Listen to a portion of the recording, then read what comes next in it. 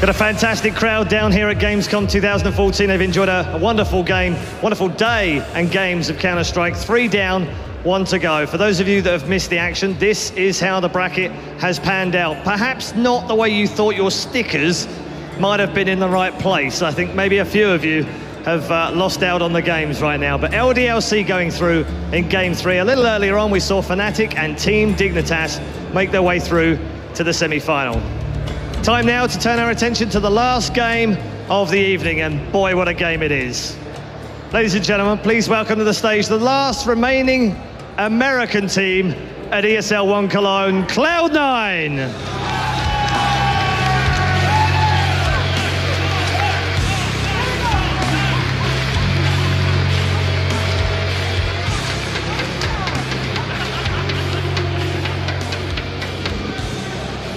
And they take on a team that has pretty much every trophy in the cabinet, bar this one. Please welcome Ninjas in Pajamas.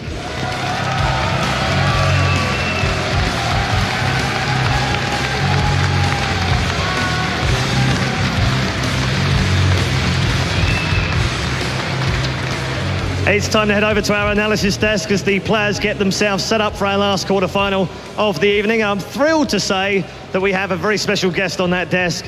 The in-game leader for Team Dignitas, Fetish, joins Richard Lewis and Sir Scoots.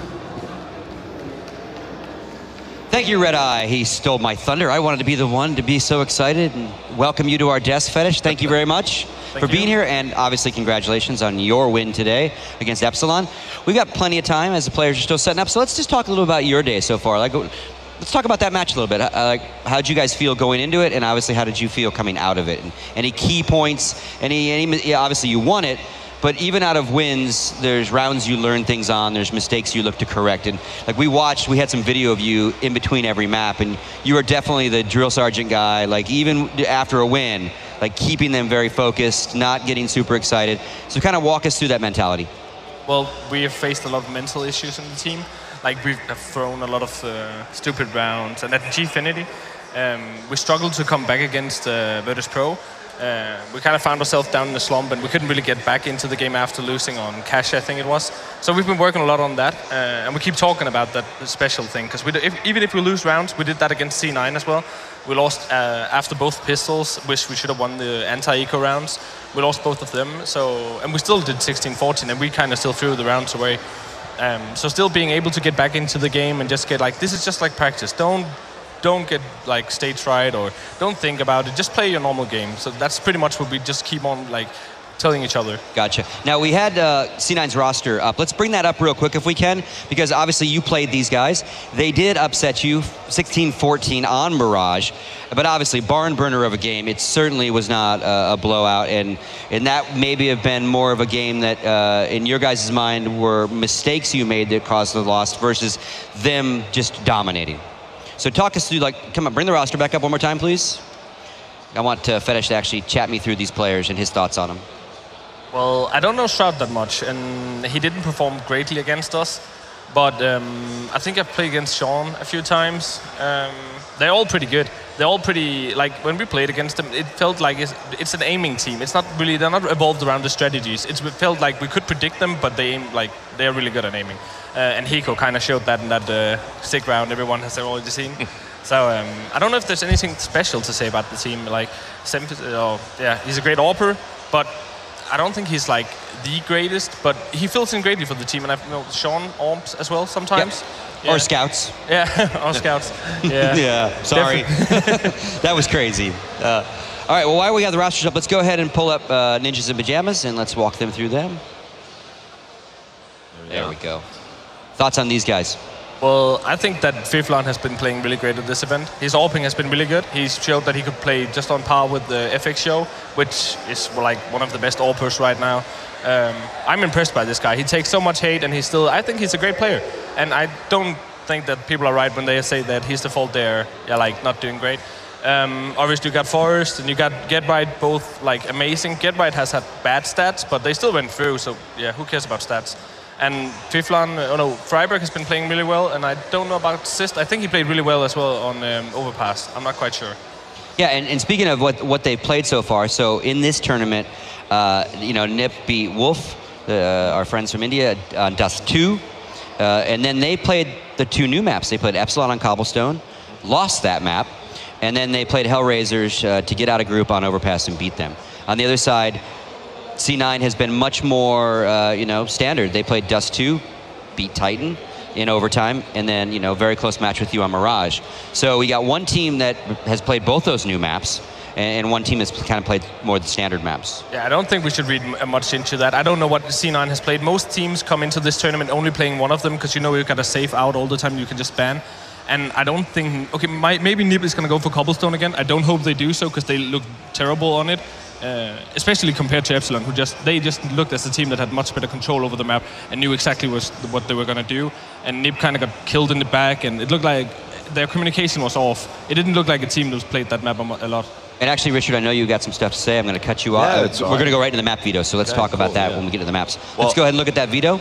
I mean, I think, as always, as we said throughout the tournament, I think this veto is going to be key. But this is especially going to be key because this Ninjas in Pyjamas side that have come to this event are not the Ninjas in Pyjamas that we're used to. They've just got back from a prolonged holiday. They were pretty poor at Gfinity. That was they'd literally only been back from holiday a few days.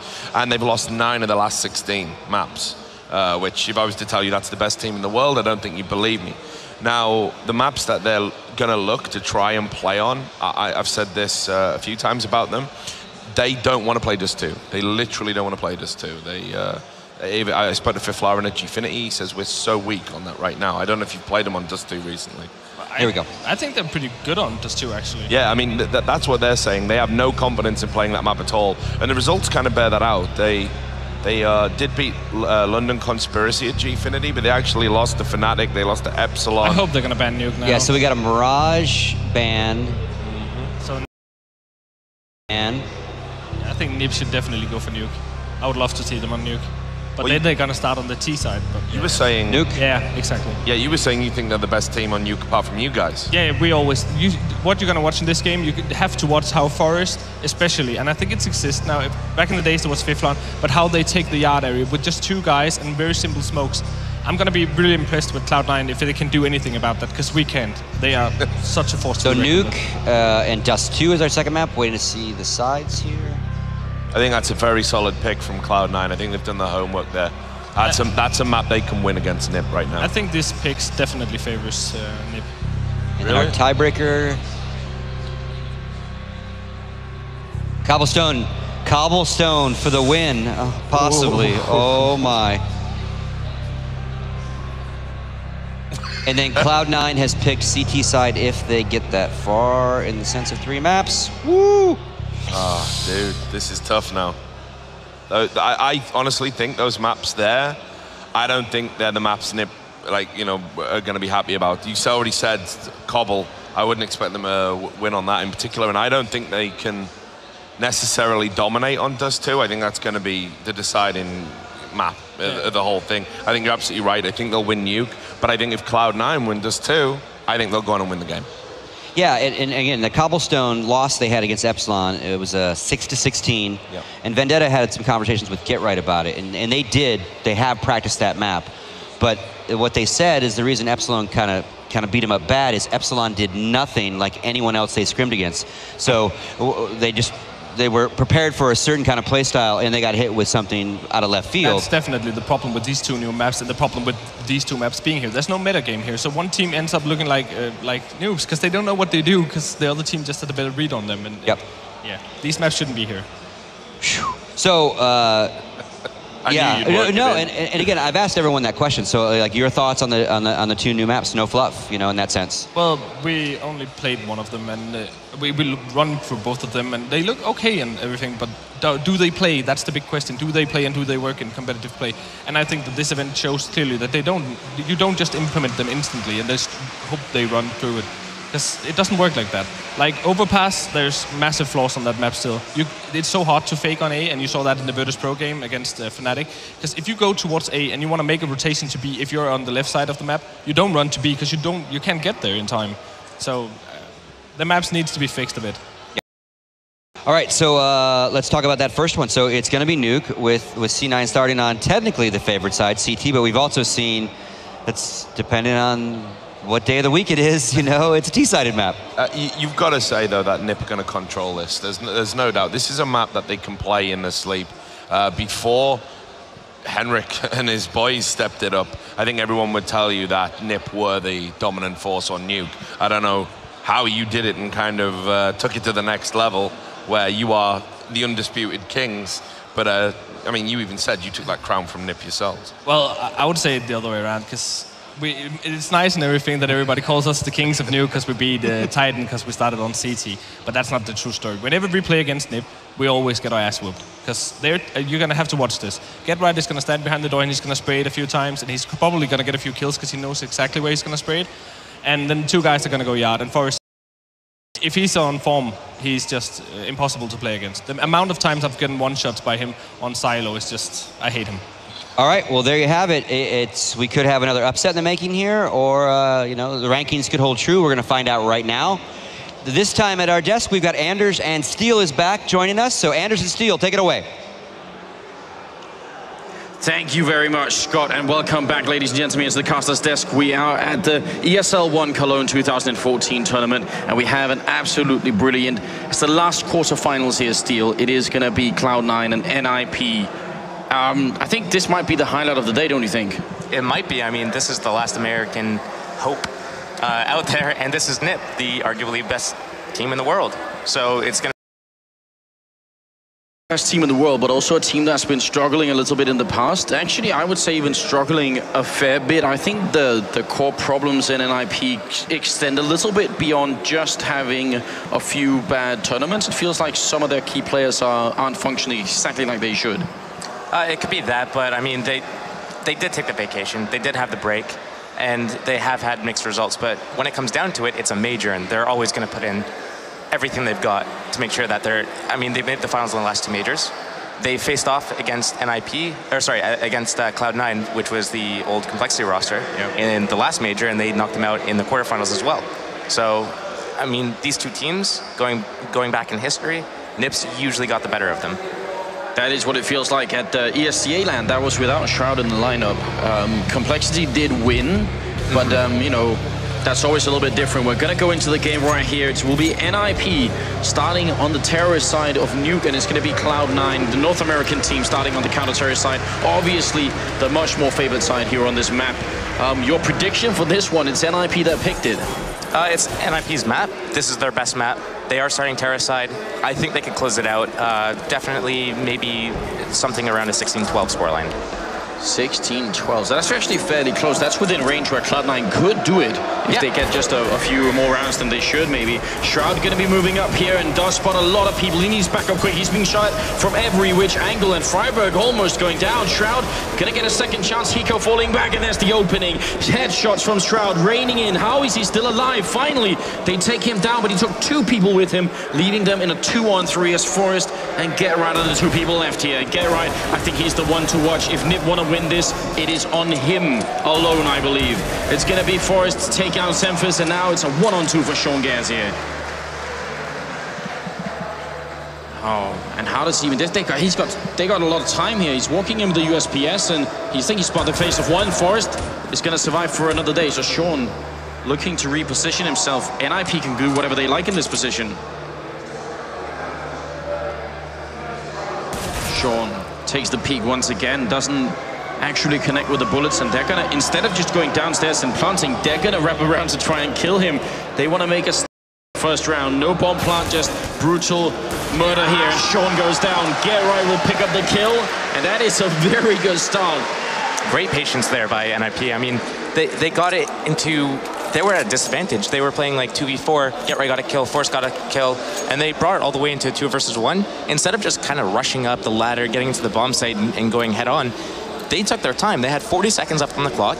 GetRight took the bomb. He went all the way around to the hut. Force kept just distracting, just peeking out, poking out his head a little bit, not going out too far, and then GetRight got the flank. It was beautiful play, a much needed pistol round for NiP if they want to secure a lot of T-side rounds here. Could have worked out very differently. Shroud starting off, I mean, I don't even know how Shroud ended up surviving that long, but the fact that he did picked up those 2 kills as well. NiP stabilized somehow. That's a pretty good start. Exist gonna take down nothing. Really scary thing on Nuke, would you agree, is this anti-eco round. And actually, as we say that, Sean will pick up the Deagle headshot on Fiflaren, so a quick trade. And this is actually a pistol armor buy here from Cloud9, so they're fully invested in this round, and it looks like NiP is doing a relatively decent job of actually keeping all their numbers up. They did lose Fiflaren, and they are low health on Exist over there, but they still got most of the players, and they are taking upper bomb site control. So Semphis looking for that headshot there. Could have been great if he could have got it, but you're right, NiP are doing a fairly good job staying alive here. Exist is going to be sneaking all the way down and gets caught by Sean. So now it's actually looking a whole lot better for Cloud9. Winning the round's a different matter because the bomb's already down and they don't have a kit or any grenades, but they can do more damage or even save the Galil and armor here. saving the Galil would be a crucial play, and you know what? I don't even think it was exactly necessary for Exist to actually jump in the vent there at that point in time. No, he could have just held it, trying to see if they knew there was someone in vent, they could have maybe just forced him out eventually. We'll see if it's gonna affect the game later on. Of course, Cloud9 saving Galil armor actually is a pretty big deal. What's going on with Forrest over there? Is he lagged out? Yeah, it looks like something's wrong with his computer, so they're gonna quickly pause it. All right, well, we get a little bit of time in the meantime to just discuss the map, because, you know, I would agree that NiP probably should be able to take this map on Nuke here. They are a really strong team. Used to be, I would say, the best in the world. I'm not sure I can really say that any longer, but they're definitely, you know, in the top three they're definitely still up there. I mean, I would have put Titan up there, but, I mean, Titan's T-side got completely annihilated by Dignitas, so you'd have to automatically put Dignitas up there. Yeah. But I still think, at the end of the day, NiP has been so consistently good on the map for such a long period of time that they still reign, they still maintain that title. They just have to. Well, and then the second map goes on down to Dust 2. Dust 2, yep. Which is gonna, I mean, Dust 2 is always a really hard map to predict. Cloud9 is good at it, but sometimes it feels like almost any team can be good if they get the right kind of opening. Yep. It's definitely a map where looser playstyles are good, and that's what Semphis' style of calling is, and that's what Exist's style of calling is. So I think there's an equal chance for both teams to kind of win that map, but it's going to come down to individual performances. Is Get Right going to go on fire? Is Forrest going to get a bunch of one-shots? Is Shroud going to impress the audience, as well as Nothing and, I guess, Hiko? Hiko is a huge crucial player for Cloud9 on that map. Yeah, I was going to say exactly on that map, because we saw him do a lot of impressive stuff on different maps yesterday. Obviously, Mirage was maybe the most stunning example of that. But Dust 2 at ESL, and that's what you're going to bring up, isn't it? Exactly. Yep. So, yeah, that was a really scary performance from him, and it's not the only example that we have here. So, yeah, we see Freiburg discussing a little bit with the ESL admins, making sure everything is worked out for just fine. And the Valve devs. And the Valve devs. But it looks like he's getting his headset back on, so... They're saying, is it really a random function that made us get over Cobblestone again? Is it truly random, or is it more like, you know... I've said my piece. I'm staying out of this. All right. That's a very politically smart thing, I imagine. I've been doing that a lot since my tweets earlier today. Well... Which were also fun. Speaking of tweets, if you do want to get in... And it's at Josh Nissan, right? Yeah. For Twitter for me, and for me it's on Fire Anders. You're free to hit us up on Twitter, and we'll reply as kindly as we can. Now, it's a little bit of a break here in the beginning. Maybe giving C9 a chance to think about how they're going to play the upcoming rifle round. Not the next one, but, you know, once they get rifles. Yeah. How do you think they're going to hold it? Are they going to be very present out in the yard, or are they going to stay more defensive? Judging by how they did their pistol round there, they might try to get maybe a second or even a third person on outside, kind of shut down NiP's presence. I mean, everyone knows it's not any news that Forrest jumps up onto that outside. I call it Twinkie. It's also called Yellow because it was yellow in source, but that place up there. The marshmallow. The marshmallow. So Forrest always goes up here. It's in everyone's best interest to shut him down. So we can see Cloud9's doing exactly that, trying to get that extra man out there, make sure that Forrest is neutralized, and then kind of stop NiP's aggression.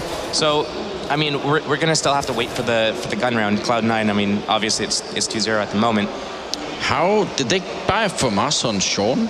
It looks like he misbought, or like snapbought. So that's a big deal. They saved the Galil that they stole from NiP last round, but buying this from us means they either have to get a bunch of kills or at least keep it around till next time. Otherwise, it's going to be a big issue. Forrest looking for the kill out here in the garage, but he doesn't realize there's someone on the crossfire, which is Semphis, and here's the C-set, 75. One's going to go down, still 2 bullets left, and Forrest does escape around the corner, but this is actually not a bad start. Now things are looking a little bit tricky for NiP. Forrest going to look for a different angle, trying to get the kill here, but he goes down to Sean, so now the FAMAS is looking much better, and there's nothing picking up Freiburg, and it's going to be just get right left here. Picks up the 1, and he's going to go down as Semphis with a very important double kill, and an accident turned into something quite good. Yeah, definitely. That was a great momentum shift as well. I mean, they got their round early. That means that they're going to have max economy right now. They have, you know, $3,000 in the bank after they've got all their weapons, but we can see that NiP's not giving in either. Like, they're not going to just give up that round. And just to make clear to all the new viewers and the newcomers to the game out here, there's really no such thing in this game unless you're a complete madman, such as just buying a random rifle and hoping that works out, because you do tilt your team's economy if you do. For sure, you want to buy together as a team. That's the best way of to ensure that you win. Forrest again with the jump over, so definitely you have the read on him there. Hiko down in main, just looking to see if he can actually at least listen and see if he can hear them jumping over him. Oh, that's a good shot. All the way down to 13 for Exist, and NiP, they do make their way down. Forrest finally gonna slide off the ledge there, and nothing. Quick jump there, grenade to follow, and it's not gonna connect with Exist. That could have been beautiful if he had walked right in. Molotov to follow is gonna force nothing back, and he's not gonna close the doors. He's just waiting for them to come in. Still plenty of time for NiP to make up their minds. And now the door does close. Is he gonna find the timing? He opens it up once. No rotation really happening for Cloud9, so it's really nothing, and I think one guy with the vents help building out right now. Gerard takes a little bit of damage, and Freiburg goes down, and he's usually the entry fragger for NiP, so that's a very important kill for C9 to pick up. Second one, Forrest taking some damage, and finally they deal with nothing, and then it's going to be Forrest taking down Semphis. Now it's 3 on 4, and there's 25 seconds. They got to put this bomb down eventually. Hiko, timing is perfect, looks into the heart. Flaren goes down, and now a 3-on-3. Shroud looking for the kill here. Mid-air, Forrest does go down, drops the bomb as well. 10 seconds left, and it's going to be Exist who was shot down to low health so early, and this will be Shroud picking up a really great triple kill from 3 different angles. So you said Shroud was another guy to look for to maybe impress the audience, and it's a decent start for him. It's a great start for him. I mean, he's at the top of the scoreboard for his team there, but another thing we have to look at for that round is that came down to NiP getting down secret with the majority of the team. They left Flaren in lobby to kind of flank. It all came down to gun duels. Nothing was just in a duel. He got 1 kill and got traded down. NiP had the right idea all the way until the end there, where basically Cloud9 got the advantage, the one-man advantage. And from there, NiP was looking left, right. Where do we look? We don't know. And that's what you have to do on this map as a terrorist, but it's inherently CT-sided. Cloud9 should be picking up these rounds, and I wouldn't be surprised if they pick up another at least 8 more rounds in the half. Yeah, so something like 10-5 would be a reasonable thing. 10-5, maybe even 11-4. I mean, NiP got the pistol round, but they got eco'd like shortly after that, so we don't know how many T-side rounds NiP is going to be able to get. Seems like the Swedish team has gone quite a bit for the outside area, and as you said, Cloud9 seemed prepared to try and deal with it. They did let them downstairs last time. I mean, do you see NiP trying for like something like a straight A rush? Is that worth it? It's definitely worth it from time to time, but what you want to do is you want to figure out how your enemy's setting up on their counter-terror side. If Cloud9 is opting to send a lot of people outside to kind of invest a lot of presence outside to shut down Forrest, make sure that NiP can't take outside control, then NiP could just say, you know what, they're stacking outside, let's just do an inner rush. And that could absolutely work. Cloud9 going quite aggressively out here, so as NiP is trying to adjust their tactics on the terrorist side, Cloud9 trying to keep NiP guessing about their setup, and this is really cool. They got 3 people outside waiting. It's going to be nothing to open up Forrest with a really good return headshot, but he instantly gets traded. Semphis comes up with the kill all the way up from the railing out here. And now flashbangs are going to rain in through the ceiling windows here, and they're going to go for it out. The hot Shroud can't see a thing. He's still going to pick up the kill. Exists with a return. It's a 2-on-3, and they're going to get another one in here. Get right with the one. He goes down. No, he's alone, in fact, in a 1-on-2. A lot of time, but he doesn't control the bomb. He's going to make his way out, and Hiko might get a little bit anxious here if he goes for the peek. Normally, Get Right would be the perfect guy to have in a 1-on-2 like this. Exactly who you'd count on to end up with a clutch here. 40 seconds left. He wants them to make the first move, make a mistake and make it a 1-on-2, and then try and see if he can get it all the way home here. Hiko gonna take a walk in. Get Right misses the headshot, and Hiko picks up a double kill. Do you think that was the right way of playing it from Get Right, waiting for Cloud9 to do something? Yeah, I mean, he saw Sean Gares actually poke his gun out a little bit in heaven. So that's what Get Right was waiting for. That's why we saw him kind of just hesitating for about 10 seconds there, trying to wait for Sean Gares to make a mistake, peek out a little bit too wide, maybe check the squeaky angle. But once Get Right saw that, hey, Sean isn't giving me this angle, I need to make a play now, I'm down to 25 seconds. That's when he peeked out towards Mini. And he almost got the kill on the Mini player, which would have been a very good scenario for him. But in the end, he missed that opportunity, and Cloud9 was able to pick up the round. And now they've picked up 2 auto snipers. That's a lot of an investment, but would you agree with this pickup? It's definitely good. You can shut down ramp, you can shut down outside both at the same time, and then you can put a heavy investment into not only upper players, but rotators. So you can dance around the map through vents, up and down through secret. You can come through Mini to help outside. Like, it's a very quick way to rotate around the map. But as we can see here, in this situation, I mean... Yeah, the smoke works, but they are shooting the feet away here. Sean with a really quick double kill. That's interesting, and nothing does go down. That must have been up in the A-bomb side for Flaren, I think, from Squeaky. It's going to be a 2-on-4. So obviously an eco round from NiP shouldn't be a problem for Cloud9 to be able to hold on to, but they are actually losing players, and this could really work out for NiP. It's a 2-on-3. They've picked up 2 rifles. If they turn this around, that's going to really upset the North American team. Flaren coming out of vents, Get Right already inside. If Hiko comes back to take a look, he might not be looking at this angle at all. Hiko charges in carelessly, should be going down here. Get Right not connecting, and it's going to be dropped. Hiko with a double kill. And explain this to me, Steel. How did it Get Right not connect with those bullets? I don't know. You turned to me for analysis. I can't analyze that. I don't know. Get Right had the angle. Hiko came out, I think, at a certain angle in which Get Right couldn't see him. But I don't think it was planned. Like, Hiko didn't know that Get Right was in that position. That's just... No. That's astonishing. Like, I can't put it together. Because it seemed like a really good setup. Because it was an odd choice for Get Right to stay exactly where he was, but it seemed to work really well. Just lacking the final piece of that recipe, which was getting the actual kill. Now they have rifles, and they're going to be in the hut pretty quickly. And they're going to go, I think they're going to smoke off heaven with this smoke, and then execute. Yeah, it looks like actually Get Right missed the smoke, but they are going to execute into upper, as we can see here. Great shot from Forrest, going to take down Shroud, and that opens up everything. That 1 kill is worth a lot right now. Bomb should be going down any second. Cloud9 are going to have a really hard time taking this, I think. The Molotov, not going to do anything. They're not quite large enough for spread. Flaren going to stay intact for the moment. Freiburg will pick up a kill as well on Shroud, and now, I'm not sure. Should they be going for this retake? 2 auto snipers is a big investment. Definitely, they're just going to forfeit the round at this point. Unless they're able to get 2 nice pickoffs here by nothing, I think they're just going to forfeit the round. And it looks like nothing's actually just going to go down. So 2 versus 5, maybe they toy with the economy a little bit, but it looks like they're just going to lose players left, right, and center. Forrest with a really, really great triple kill in this round. So 1 auto sniper's lost. Hiko's not even going to be staying safe here. Forrest will go down eventually, but he's got to be careful there, not wrapping around.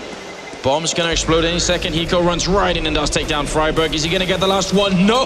Flaren takes him down. Is it worth the investment? NiP sacrificing 2 players to get that 1 sniper? I mean, if you look at the economy from NiP, they do have, just because they lost so many runs in a row, they did have the economy bonus, and then they just won that round. To take down 2 auto snipers at the end there, I mean, it's worth it. Cloud9 right now, I mean, that's huge. $5,000 per auto sniper. They got both of them at the end, plus the armor, plus the grenades. They just put Cloud9. If NiP is able to win this round, Cloud9's going to be on an eco, and they know that. That's why they're kind of pushing their way through. Flaren with the opening kill on Sean, who's holding down here in ramp. He's going to go for 1 more. Can he catch Semphus? That's the big question. I'm not sure Semphus realizes how close they are. He's looking the wrong way. Flaren is really close, but he gets a shot through the smoke. Nicely done, and Forrest goes down to nothing. So in spite of that great start and what looked like to me looked like a great position for Flaren, wasn't enough. It wasn't enough. Well, they do have the smokes, and obviously, if you want to plant upside, you know, in the A-bomb side, you can sort of do it without a smoke, but in the B-bomb side, it's really tricky not doing it. So good for NiP that they managed that. Fiflaren getting his ankle shot a little bit here, and he's just going to be hiding. He's occupying 2 players, and Gerrite's going to take down nothing. Could he do more? He's on the light side. He actually misses the ladder there. I'm going to go down to Shroud, not hesitating for a second. And now it's a 2-on-1. Fiflaren very low on health. He's going to have time to buy time here. Exist is alone. 15 points of health. And in a 1-on-2, it's far tick this bomb, but they have a kid. Oh, Exist! Great headshot, double kill. And now it's a 1-on-1. Hiko versus Exist, and he's trying to juke this around. Hiko going to get the kill right there. And there is, I think, just enough time for it. Last second. Cloud9, very, very close round. Very close. If Gerrite doesn't miss the ladder, if he actually gets upside, imagine how much Cloud9 have to focus on. That was a great play by Gerrite. If he had made it actually up that ladder, up the vent, Cloud9 not only wouldn't know where he was, but he could dance around the vents with full control of that and kind of like peek the bomber, make sure he's not on the bomb, and he's just got a great position there. He can flank the players going into the rafters. It was literally 1 second difference. Yeah, that was that close, and it does cost NiP the round. Good news is Cloud9 did actually lose 4 members that round, so they win it, but they're still just as close to ecoing as they were the round before, and NiP can still buy. That is a sick shot from Hiko all the way up, and as you said, everyone knows it by now. It's common knowledge. Forest is up on that marshmallow, or the silo outside. Shroud. Great spray, gonna pick up the 1. It does return on to Exist, and Fiflaren hiding inside main. Gonna take down Hiko, so now it's a 3-on-3, and the health advantage is with Cloud9. I think nothing is actually making enough noise here that they know he's on the ladder. Gonna throw up a bit of grenade and just being pretty obnoxious there. Fiflaren is gonna take down his teammate in Semphis, and can he pick up a triple kill here? Fiflaren on 28 HP, and he's playing a really good game right now. Gotta give him a lot of credit for this. Bomb goes down, and nothing, and Sean Gares. They have to try and retake this. They're going to be ecoing if they don't. Sean wants to inch his way into the bomb site. Seen him picking anyone up, but Exist will drop him. And nothing now. 1-on-3, down in the vents. This is almost the worst possible position. And, I mean, we're going to have to see Cloud9 ecoing next round. Nothing is definitely going to have to save this.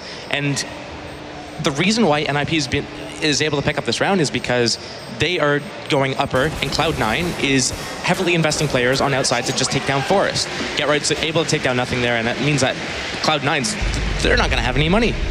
And they actually all survived the blast as well, so that's pretty good. Right now, it's Gerrite at 10 kills, so we've been pointing out a couple of mistakes. One of them when he was missing that shot, but he's actually top fragging right now, except for Hiko's on 12, but it's between the two.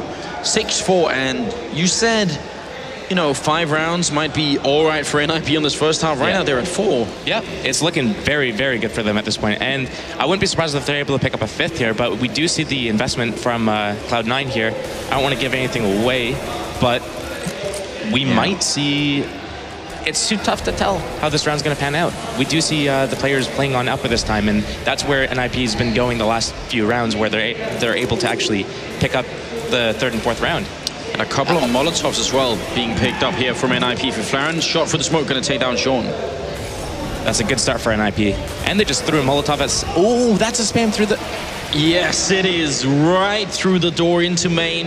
Hiko gets found. It's got to be frustrating because they did invest into an M4 and even a Max 7 here. And right now, nothing has come of it. They've not even done any damage at all to NiP.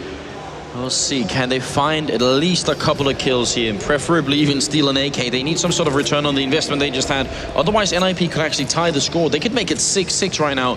It's a pretty big gamble that Cloud9 just did, and right now it seems to be backfiring. Semphis walking out of heaven, does spot Exist out here, takes the fight, but there's someone right underneath him. And Semphis could have gone down. Forrest just inching his way up, gonna come charging with the AK. It's Exist who gets the kill on the other side, but I guess, if nothing else, it was pretty confusing. Nothing, takes down Freiberg, picks up the AK, and tries to spam through the floor then. You can actually do that, but I don't even think that angle you can, and Fiflaren will take down another kill here. That's a triple in the round for the Swedish player, and that's 6-5. Nothing's having flashbacks back to 1.6 when you could spam through that. Yeah, that's true. I think if you're doing it at a straight angle, you probably can, but the angle really matters here. It does minimal damage now post update. I think the update it was two months ago that came out that they nerfed the spamming. it does like 2, 3, 4, 5, 7 damage max per hit. You have to really commit to it. You have to hit them with 20 bullets in order to kill them if they have full health. So it's really not worth it. All right. This force-up that Cloud9 just did, we know now that it wasn't a good idea because they ended up losing it. But at the time, do you think that was the right call to make? It depends on how you're going to set up. I mean, NiP was doing this heavy upper style, like going out upper, and it was basically countering Cloud9 because Cloud9 was heavily invested into outside. So right there, what Cloud9 decided to do was put 3 players on upper. But I think NiP was reading that they were on an eco, and then they were able to just like get 2 spam kills. Fiflaren got the spam at ramp, and then Freiburg from T-Red through the main wall was able to get the second kill. That makes it a 5-on-3 right there, and then they're able to pick up the round. So, and actually that spam spot through that Freiburg did is a pretty usual one, but I can't even remember the last time I saw it work. There are a lot of these spam spots that people try all the time. So how much do you think that's going to mess with Hiko, just that he actually died with such an annoying thing? I mean, Hiko, he's top bragging for the team. He's the one doing all of the work for Cloud9. Not all of it, but most of the work for Cloud9. And for him to go down to that, it's crushing. You're just like, okay, well, I didn't even have a chance at this round. He's going to have a chance this time. He has picked up the rifles here. 6-6 is the scoreline, and NiP already doing very good work on the map that they picked as well. Starting on the less favored side, no less. So this is going to be a huge confidence boost here to the Swedish team. Sean holding by the boxes here, and the smoke up, really standard play coming out. Fiflaren's proven really great at opening into this ramp room, so I'm wondering if he's going to do it again. Sean does get the pickup on Freiburg, flashed and smoked, but it still works. Semphis comes in, doesn't connect, but they've got to be careful they don't underestimate how fast NiP are here. Fiflaren can't find the opening, so I actually like the fact that Cloud9 get the kill and fall back and play safely. Oh, but they weren't counting on Forrest, and Hiko will pick up a quick return. That's really important. Forrest could have done huge damage if he had stayed alive, and they weren't able to catch him here. Smoke off to one man, and I think, is that a smoke in the other one too? No, it's going to be a Molotov, so NiP really want to make sure. But in the meantime, they're losing players. Hiko comes up with a double kill for Fiflaren. Can he return? This is a 2-on-4. Very NiP tough spot for NiP, and Exist not going to be making it happen here. Nothing will take him down. Fiflaren falls, and it is a combined effort from Cloud9. So what was the total result? I mean, Cloud9, they won that round. They only lose 1 player. What did NiP do wrong? Okay, so if we go back and figure out how NiP won these 6 rounds, they won the pistol, they won the following round, and then they got eco'd. The next round that they almost won was when GetRight was with Fiflaren. Fiflaren was planting. Hiko came out with the auto sniper and got the kill on Fiflaren, and GetRight couldn't get the angle. But what they had done that round was they did outside smoke, sent 2 people outside, and then did upper smokes and flashes, and then hit upper through the hut at the same time. They did that strat 3 times in a row. The first time we saw it not work because GetRight missed his shot on Hiko over at Heaven. The next 2 rounds, it did work. Here they switched it up and they tried going ramp. And Hiko could have caught someone off guard there. I'm actually surprised that NiP saw this coming because it's been a while since they've been so active, and Freiburg is going to catch Hiko as he's trying to get away. We'll have to see if NiP return to the formula that seems to have been working at least a lot of rounds so far. Now let's see. They have received a lot of damage here on NiP. Forrest is very low. Freiburg also underneath half HP, and same for Exist. And it's Freiburg who falls first. Shroud will pick up the kill, and another one coming in for nothing. Semphis is waiting here in the main entrance to the A bomb site, but it doesn't even matter. The bomb is dropped outside here, so Cloud9 just even losing control of Courtyard, they actually go back to try and retake it, and it works out really well for them. Fiflaren and GetRight 2-on-4. They have that much time, and even worse, they don't have the bomb control either. GetRight jumping over, but he must have been hurt with that jump. Semphis is really close to him here, and gonna spot him jumping down, so they know exactly where the NiP players is. GetRight running with the knife out. It's gonna get taken down, and it's nothing to pick up a double kill, and Cloud9 managed to secure it. That looked like such a good start for NiP though. I mean, they still have 6 rounds on the Terra side, so it's still a very good scenario for them. If they're able to pick up this last round in the half, I mean, they're gonna be laughing going into their counter Terra side. But Cloud9 doing a really good job. They lost the pistol. They got that setback where they 4-spot lost that, and then they had to eco after that as well. So those rounds, that's basically a majority of their losses. But NiP, if they want to win, like, their upper hits have been working the best for them. I mean, they're running out rounds going lower. This is what worked. Yeah, and they seem to be returning to that formula as well now. Here in the heart, they're already pushing in, and there is some defense going on in here. Forest with a really good opening. Instant headshot on Shroud. He's going to get taken down by nothing, but now the push is on. Freiburg takes down nothing. They should be able to get a bomb plant here. Hiko hiding in main, waiting behind the smoke. He's actually going to pick up a kill on Exist here, and that drops the bomb in the middle of everything. This is a massive kill for Hiko. Fiflaren goes down. Freiburg is next, and now it's Get Right one-on-one versus Hiko. The two top fraggers fighting it out for the last round of this half, and there's plenty of time for both to work with here. Get Right can't put the bomb down, which means the clock is going to be working in favor of Hiko still, but 50 seconds is a lot of time. Get Right jumping past it. What? Takes down Get Right. Oh, sorry, takes down Hiko. That was pretty bold. How did that work? Reactions, good aim, composure. Get Right. Because if you had to teach someone to play Counter-Strike, I think one of the first things you have to say is try not to jump.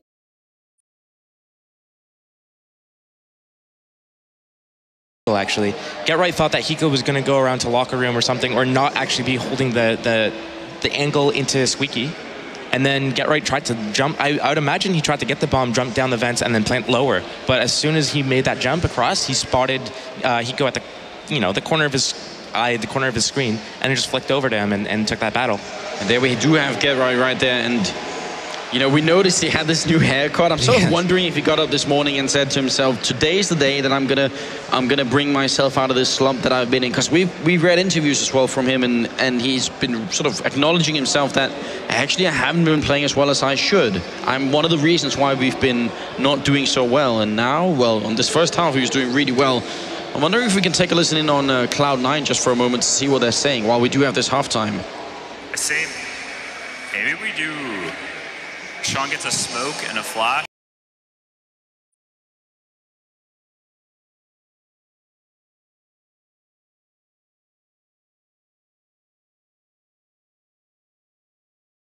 So they're just talking about their pistol round strat. We don't want. What do we want to do on this pistol round? This is a very, very crucial round to have. If we pick up this round, we can actually win out the half. So what is it that NiP's going to do? What are we going to do to counter it? And it sounds like they're going to try to do some sneaky play, try to catch NiP off guard, get behind them, get a nice backstab going. So that's what they're focusing at the moment, and that's exactly what they need to do. Just kind of get the team involved, get an effort from everyone, just get input from everyone. What can work? What ideas do you have? Get the ideas from background as the round starts, really trying to get his team up and running. So much on the line here. 8-7 is a really, really good first half for NiP. It's almost going to be hard for them to actually lose this second half, I think, unless Cloud9, as you said, come up with an incredible trick play and somehow make that work. They are going right into ramp. Look at this, 4 players rushing in, and Fiflaren almost gets caught. That's so close. They're going to be close to him. He's going to have to try and run away, and he's just exactly fast enough to make it happen. So while they could have caught him, that ladder is going to save him here. They go for the kill anyway, and he's down to 17. Sean keeps pushing up, going to catch one guy out of the garage here. I think that's Forrest. He's going to take the duel again, and should be careful now. 11 bullets left. Smoke's going to rain out there, and will actually fall down, so I'm not sure that helps them all that much. One flashbang. Fiflaren very low on health. Going to go for the peek. He realizes they're all coming for him here, and he doesn't get a single one.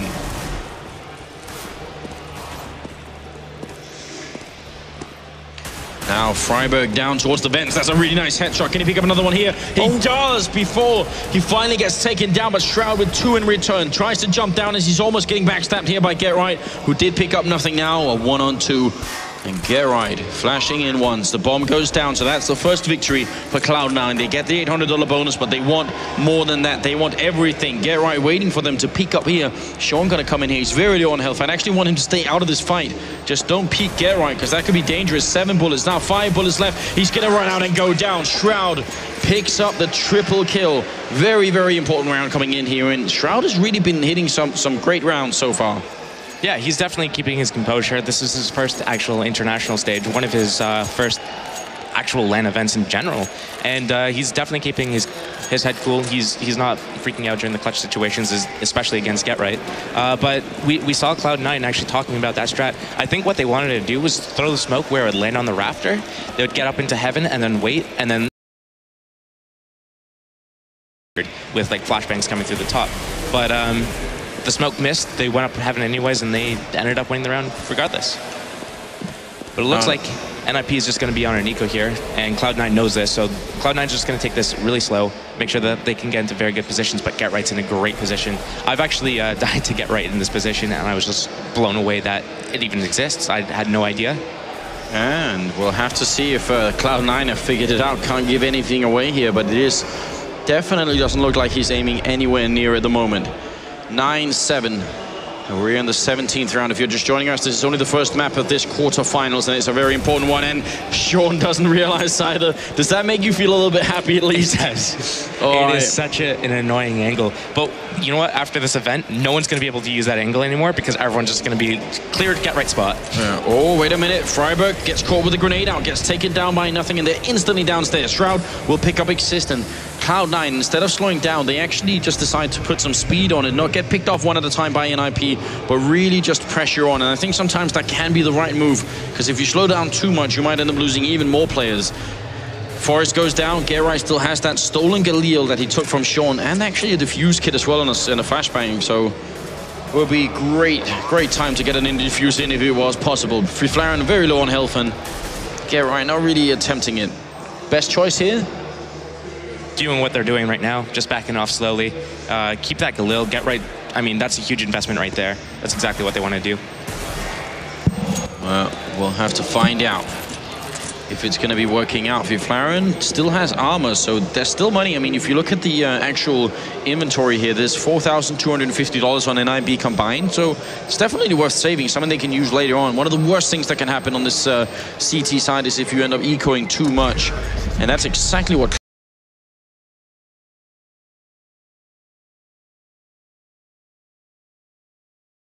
do you think? I mean, with NiP on the CT side, even if Cloud9 gets to like 13, 14 rounds, just by, you know, getting this next round in, getting the first gun round just by surprise, it's counter-terror side of Nuke. NiP's best map, the arguably easiest side on, you know, counter-terror side on Nuke is the easiest thing to rack up as many rounds as possible. It's not over until it's over. Like, you can't just say, oh, we've got 14 rounds, we're on terror side Nuke, we're gonna win. Because you can come back from, you know, 14-0 and win. Well, we've seen this before. The match between Dignitas and Titan yesterday was a pretty good illustration of a 14-1 first half in favor of Dignitas, so it is not over till it's over. But this time, NiP really do not have the weaponry. Friflaren saved the body armor in the 5-7, and already he's down to 13 health, so that's a little bit unfortunate. And NiP actually stacking up towards the ramp here. I mean, I guess they have to gamble somehow. If they spread themselves thinly like they would in a normal round, might not exactly be the best idea. And Gerai catches just a bit of a shadow of Semphis and does only a tiny bit of damage to him. Not quite enough for the kill. Sean getting almost shot in the back there. Going to go for the kill on Freiburg anyway. Trying to control the spray, but not connecting quite enough. Still going to work out just fine for Cloud9 here as nothing opens up onto Freiburg. In the corner, actually, Forest. What a great double kill. And Exist is going to take down Hiko. Forest eventually falls, but this is really dangerous for Cloud9. This could be devastating for them here in the second half. Semphis can't pick up the kill, but he's now has to reload, and they can't punish him for it, but the bomb... 3-on-2 here. It will go down. NiP have the kit because Gerard still saved it, so saving the kit here could be everything. Exist goes down, and now it's a 2-on-2. Friflaren is coming up downstairs, and actually Gerard's down here as well. They thought it was the B-bomb side. I think that's the only reason why Exist pushed in through Squeaky first before his teammates were able to, you know, be in a position to do anything. But it looks like Getright's just going to come up the ladder and die, and Friflaren's going to follow suit. So Cloud9's going to be able to pick up that round. And that was essentially an eco round from NiP. I mean, Getright saved the Galil. Friflaren had armor, but essentially it was an eco round. Yeah, I think it's in the movie... I think in one of the Speed movies where one of the bad guys quotes or is said to just says... What's that quote? Assumptions is the mother of all screw-ups. That one assumption that it was the B-bomb side, that they could have actually lost on the round. Yeah. I don't know that movie. I don't know that reference, but yeah. It feels like it. They do actually blow up the squeak door, and then they don't actually commit to it. Normally, if you explode that squeak door, that seems to me like it's a sign it's going to be a pretty big push towards the A-bomb side. That's exactly why they did it. Because they're not going there. It's called a fake. It's this whole new meta. But this fake is taking so long that surely by now NiP will have decided, you know, actually nothing as much is happening. And they do have Get Right spotting out here, so now they definitely know that there are a lot of people outside. But what it did is it pulled NiP out of the position, so it let Cloud9 essentially get downstairs without taking any damage. We see Sean Gares took some damage there, but he wasn't going with the rest of his team at that moment. So the fake worked. It pulled NiP out of position. Cloud9 was able to get into the positions that they wanted, and now they're able to kind of, with this new control, without taking any casualties, with using, like, you know, a couple smokes, flashes, and grenades, they're able to actually be in this position at the moment where they can actually win the round.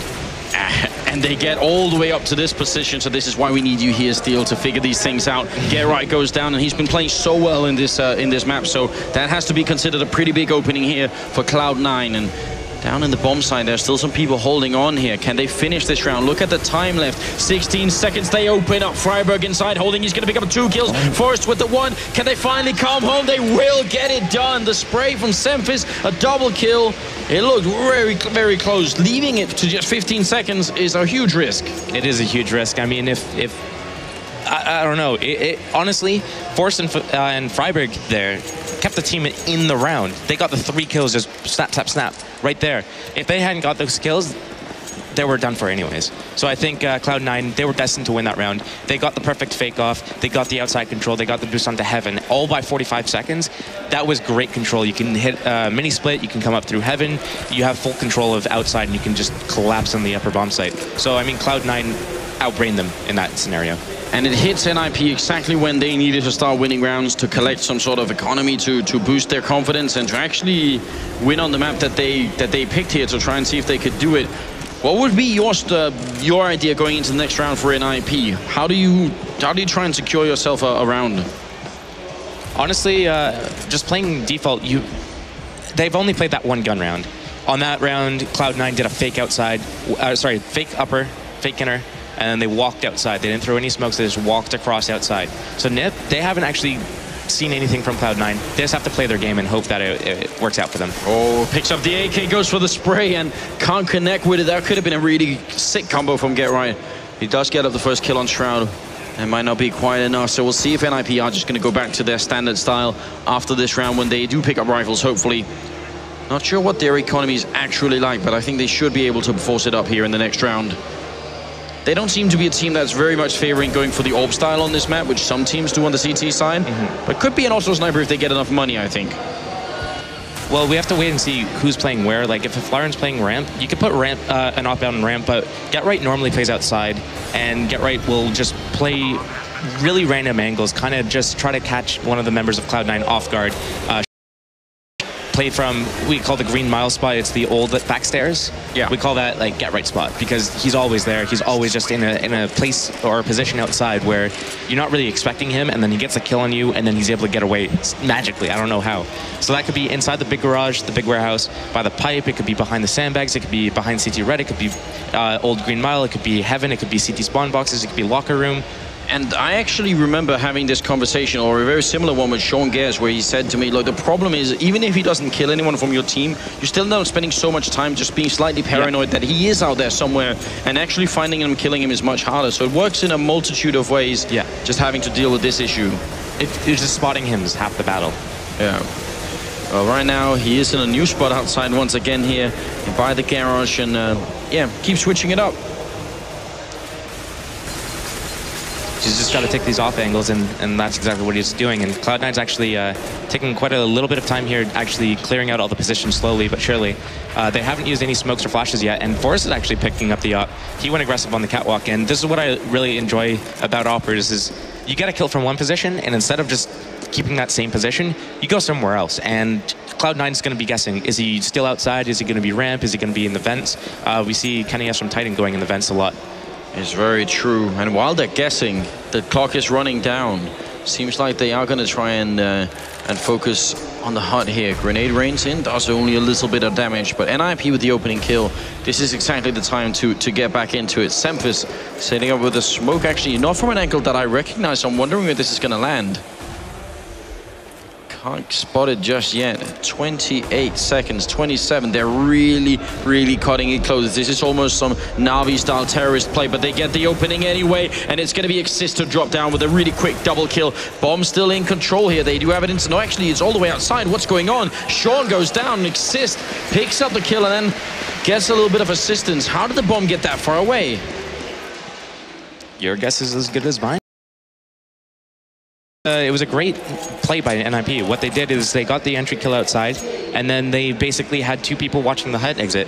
Exist was able to get the nice double kill right after Freiberg died on upper. Exist got the double kill. He was able to maneuver back to the back of the silo, and he had a great position to stop the remaining Cloud9 members to get in from Mini. But I think that the smoke that Sempus tried to throw from the roof missed, dare I say it, because I didn't see it in upper. I didn't either. It didn't have enough power to go outside. I think you're absolutely right, and I was looking for it as well because I really haven't seen that angle before. It's not one that I recognize, so maybe we'll have to go back and check or ask Semphis later exactly how that works out. There is an AWP picked up on Semphis, speak of it, and they don't have anyone on they don't have anyone on an NiP. I see you're smiling. And I'm just trying to think, did that smoke land on the catwalk outside? So to allow them to get into Mini Garage to do that upper split safely?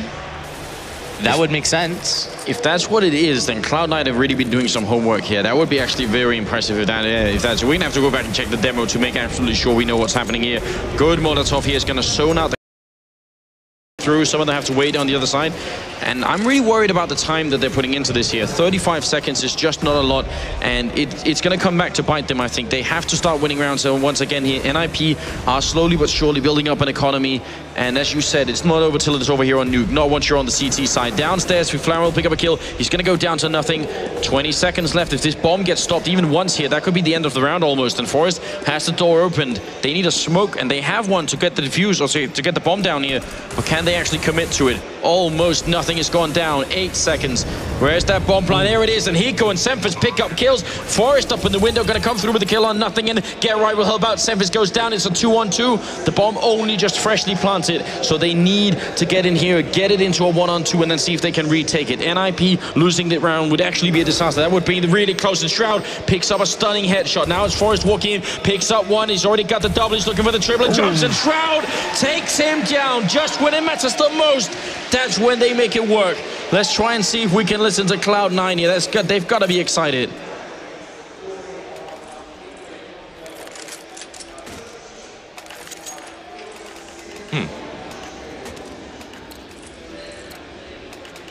All right, no listenings, or they're not saying anything, but it seems like it. Fair enough, we'll keep that to a minimum then. 14-8, 23rd round. NiP on an eco steal. It seems like Cloud9 are very close to making this work.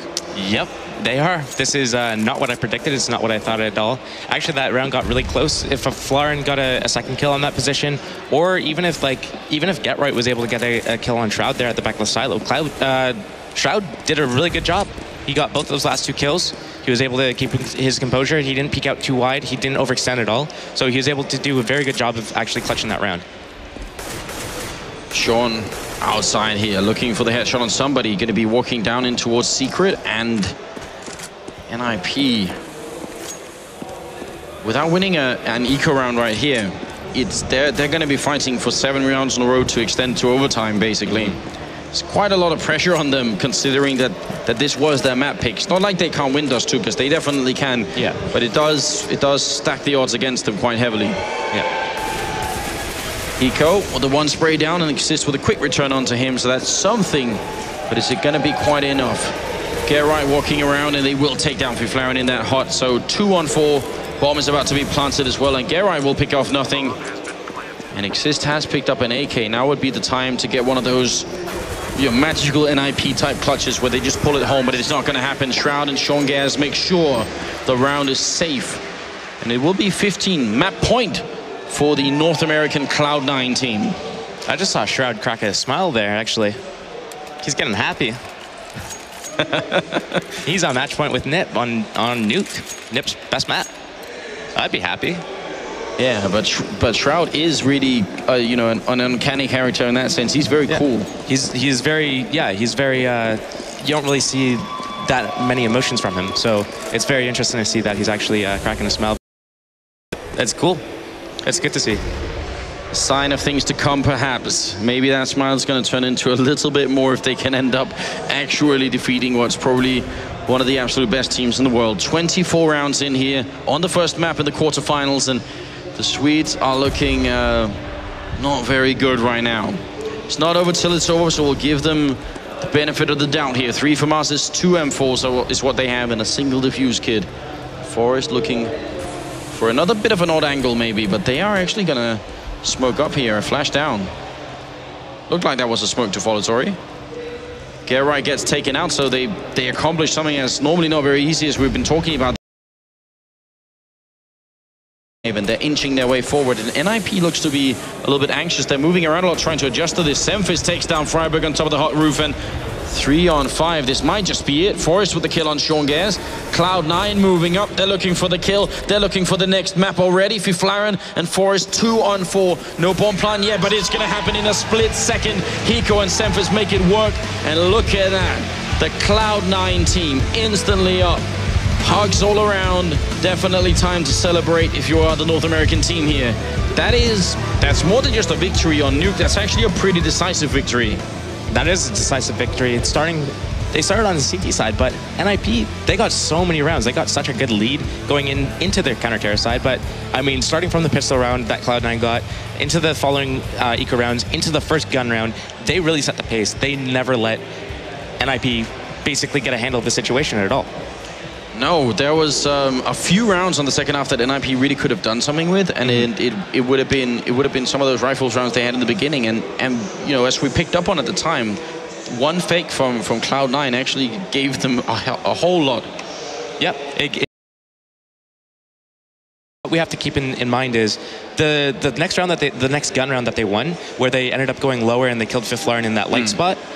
Fiflaren really needed a rotator in the vents. If someone came down to the vents a little bit earlier and spotted that Cloud9 had like 4 or 5 people already downstairs, I mean, that would have been all the world of difference for Fiflaren.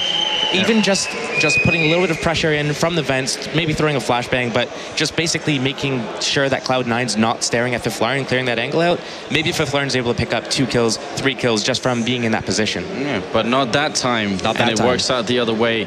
Scoots, let's hear what we have to say over at the analyst desk. Take it away.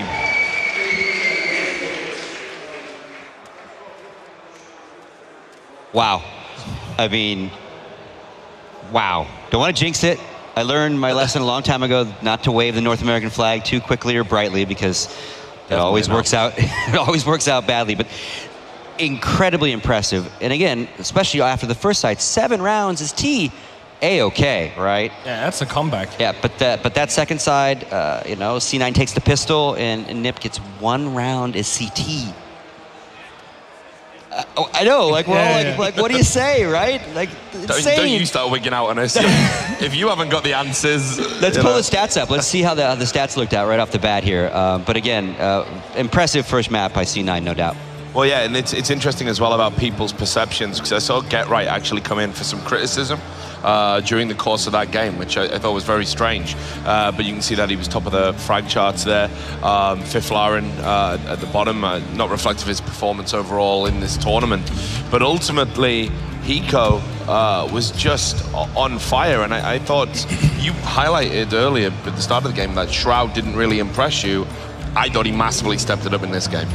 Yeah, I wouldn't read too much into the stats, because, like, if you look at the stats, all the kills that Fiflaren got on the T side, that's the important kills. That's the really, really big kills. When you win T rounds on Nuke, you're happy. And the thing that just went wrong for them is the way they played their CT side. Like, the first buy round, I don't think the fake worked for Cloud9. I just think it was a defensive setup for NiP on inside. And they just left Yard completely open, and they had a solid like 15 seconds to rotate around after the inside fake, and they still didn't do anything about it. It's so unnormal for them to do it like that. They usually always have a guy in Yard, and you saw later the round that they won, they actually had 2 guys in Yard, and they should really not commit too much. They should just get the info and just play from there, and they played bad. They made so many mistakes that were not characteristic. Like, we noticed it on that 2v2 when Forrest managed to get into a 1v1, had 5 bullets in the gun, but loads of time with the bomb ticking away. Could have reloaded, and instead he tries to make a jumping headshot. I don't know if bullets that's the old MSI bug. I don't think it exists anymore. No, I don't. But still, the guy behind the silo or the plant spot, he killed GetRight, so he knew exactly where he was. He killed the guy who was in the dark corner, and he had 5 bullets left. He could just reload it, and he had time to work with. It seems as if they're a bit stressed. Also, the round inside where GetRight and Fiflon are left, and GetRight get into like a really, really awkward position and spots the guy coming out of a ladder, and he doesn't kill him. It's like an awkward position to take in that situation. Uncharacteristic. Exactly. We're watching all the way through, and this is what, I said at the start, this isn't the Ninjas in Pajamas we know anymore. I don't know what it is. I don't know if it's lonely at the top and you just kind of take your eye off the ball, or whether it's these holidays that they've had, or whether they do need to make a change. I mean, they're obviously serious that they have problems because they brought a coach in. I think it's more about the mental thing. We struggled with this as well. I think it's mental, because once they started losing rounds as CT, it looks as if they just played it silly. They just do it normally, do standard setups, and work from there. Don't do anything fancy, don't do anything flashy, just play it normally, and then work from there. They just seem to get really stressed whenever they lost rounds, and they let C9 get complete control of the map way too quickly. I also want to say as well, though, you did say if Cloud9 beat them, you would be impressed with Cloud9. You said at the start you hadn't been. Are you now impressed with them? I'm double up on impressed. Because coming from it's not a deficit, they won 8-7, but that's still a deficit on CT Nuke. So coming back from that, and NiP only won 1 CT round. That's not NiP. Yeah, and obviously, so, they need to take this break, screw their heads back on. And a little bit of it is they did go in with those 7 rounds, and, a good player has good confidence, good ego about himself. Do you think maybe they just got, like you said, a little too cocky, a little too flashy, a little too flamboyant, and, C9 making all their shots and good strats just kept shutting them down? I think, as an in-game leader, I think the first buy round where they had to get right up top ladder and shoulder peeking yard, I think that's the wrong play to do in the first buy round. The first buy round, you into the game. You don't want to do anything fancy unless you have a super read on them. Maybe NiP had a read on them, I don't know. So maybe it was the right call, but from my perspective, I think it was the wrong call. I don't think they did too much fancy stuff. Maybe it was just a normal setup for NiP, but they got punished badly. Yeah, it did not work out well for them. Final thoughts on that map? Well, that's it now. NiP are out. I'm going to say it. I predicted 2-1, and that was to Cloud9, and that was predicated on NiP having Nuke in the bag. I think they've got some real issues that they need to iron out, and I think this may just come around too soon for them. I don't know if you agree. I don't know.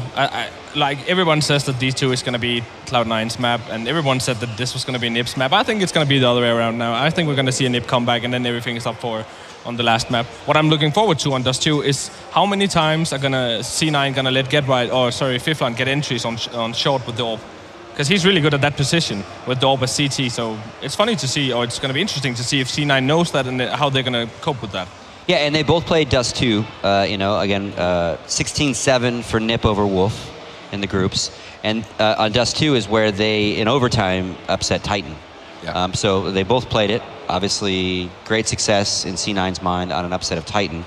But again, obviously, they've gone out, so, maybe it's not the Titan of old either, right? So maybe that's not such a big upset. I would disagree with that, because it was an upset, because the Titan completely threw that game. They had so many overtime, outnumbered them. They had a 4-2 situation, and was it a 2-1 on B, where Titan just threw it away. So I would say they also did a comeback on that map. So yeah, it was a and let's not forget the psychology as well. I mean, you're telling me, as an in-game leader of one of the most successful teams in Europe, that you think NiP are really good on Dust 2. NiP are telling me they think they're trash on Dust 2. They don't want to play people on it. They think they're going to lose it. That's what they said all throughout Gfinity. We really don't want to play anyone on Dust 2.